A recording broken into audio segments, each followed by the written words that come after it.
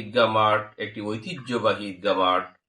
এই শাপলা টিভির মাধ্যমে একটি প্রপাগান্ডা ছড়ানো হয়েছে, আমি মুসল্লিদের নামাজের মধ্যে বিঘ্ন সৃষ্টি করেছি। এটা আমি তীব্র নিন্দা এবং প্রতিবাদ জ্ঞাপন করছি।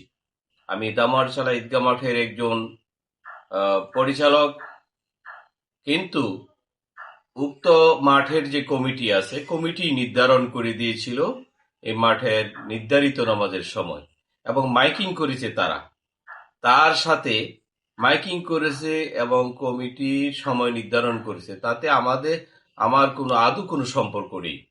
চাচ্ছিলাম যে সময়টা দেওয়া হয়েছে 8টায়, এই 8টা থেকে 10 মিনিট বা 15 মিনিট সময় বৃদ্ধি করে দেওয়া হোক, যাতে করে সমস্ত মুসল্লিরা এসে একত্রে নামাজ পড়তে পারে।